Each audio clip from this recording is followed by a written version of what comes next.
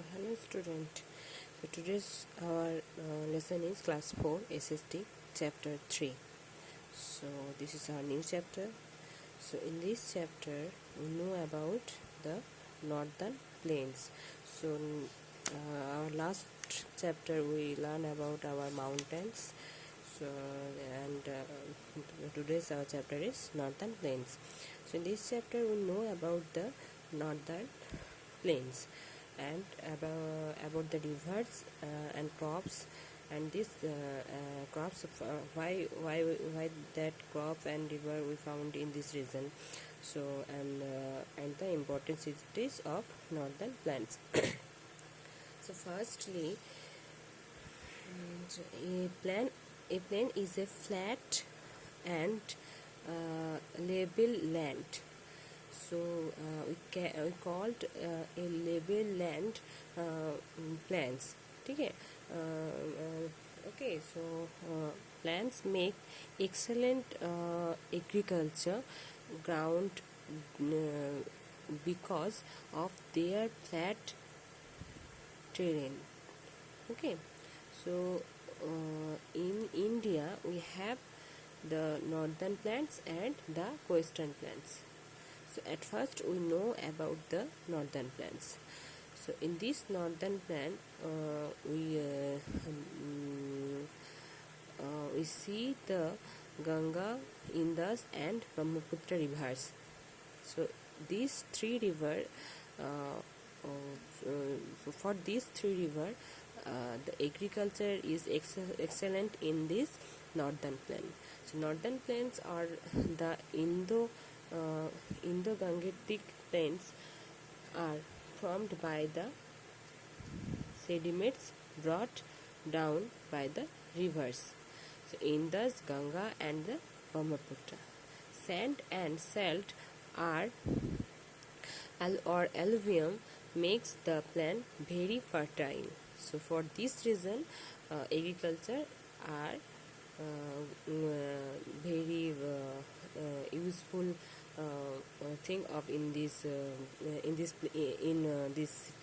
sorry, for these cities or the people of northern plains. So the northern plains are one of the most fertile region of the world. Okay. So they are also called rice bowl of India. So because of the fertiling of the Ganga, Indus and Brahmaputra river, India we should call in northern plains rice bowl of India. So you can see that in our northern plains the great Himalaya as state mountain of our that is divided the China and India. So this is our main feature in India, and otherwise the northern plain main feature is the Ganga. So the Ganga river flows from the north to the the east. Okay, so we can see this part are fertile part. Okay, so Ganga river flow in this in the southern west also. So the river originate from the Himalayas. The northern plains cover part of Punjab, Haryana, Delhi, Uttar Pradesh, Bihar, West Bengal and some parts of Assam. So these plains extend to about 2,400 km in length and about 240 to 320 km in breadth. Northern plains can be divided into three basins. Which three basins? So the three basin is the Satellite Basin in the west and Ganga Basin in the middle and Brahmaputra Basin in the east. So this is the main three basins. Okay. So firstly the Satellite Basin. The river Satluj and its and these tributaries from this basin in the state of Punjab. So Satluj basin you can see in the Punjab areas. The region does not This region does not receive much rainfall, therefore farmers depend on canals, river and dams for irrigation. The Bhakra Nagal Dam has been built on this Satluj river to provide electricity and water for irrigation. Major crops grown here are wheat, rice, cotton and sugarcanes. So in this area crop grown are wheat, rice, cotton and sugarcane. For whom? For these Punjab's people and the help of the Bhakra Nagal Dam. Okay. Next is the Ganga Basin. The Ganga Basin extends over the states of Uttar Pradesh, Bihar, parts of Jharkhand and West Bengal. So Ganga Basin extends from the Uttar Pradesh, Bihar, West Bengal and some of Jharkhand areas. So Ganga is the main river of the Ganga Basin and flows from the Gangotri glacier into the Bay of Bengal. So in this area Ganga will flow in the Bay of Bengal.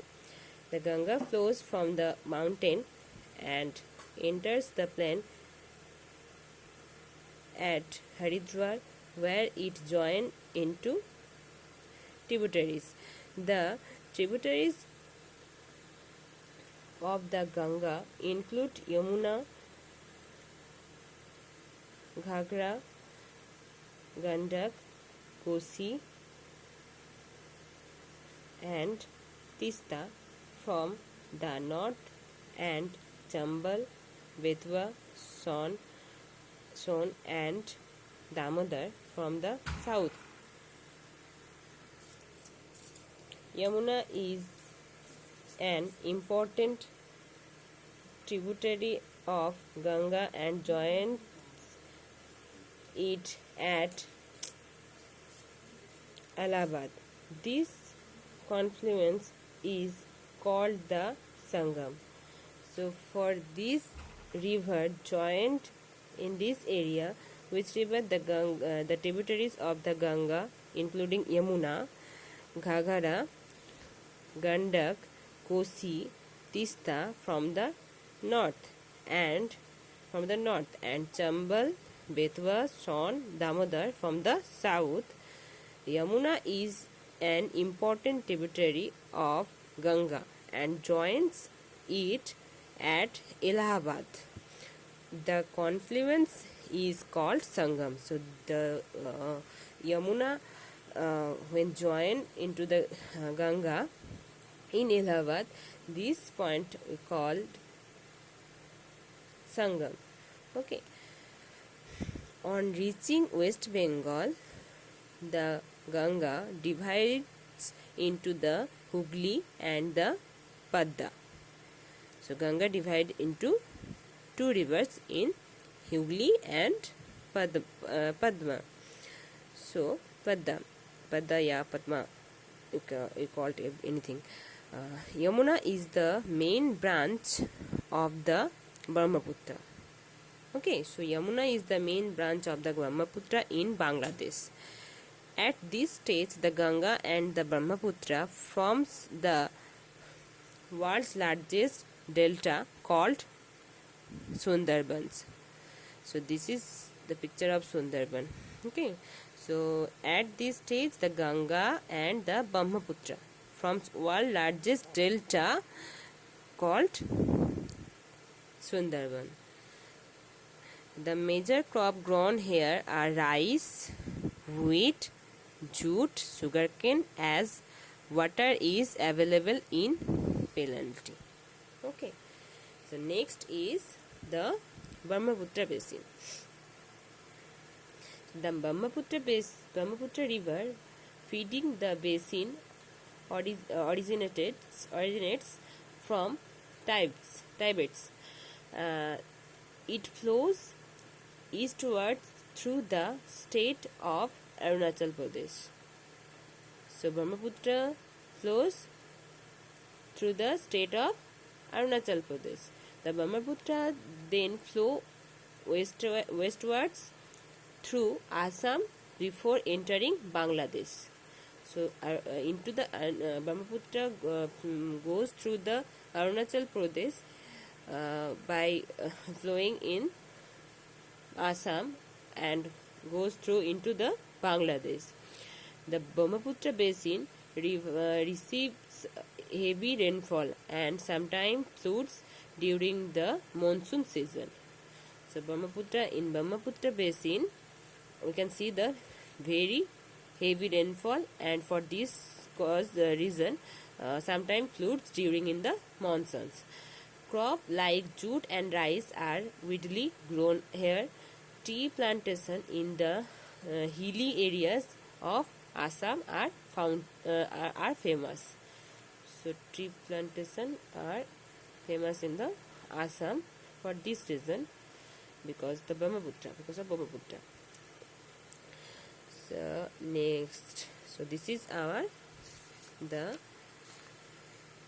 northern plains, 3 basins: the Satluj Basin, the Ganga Basin, and the Brahmaputra Basin.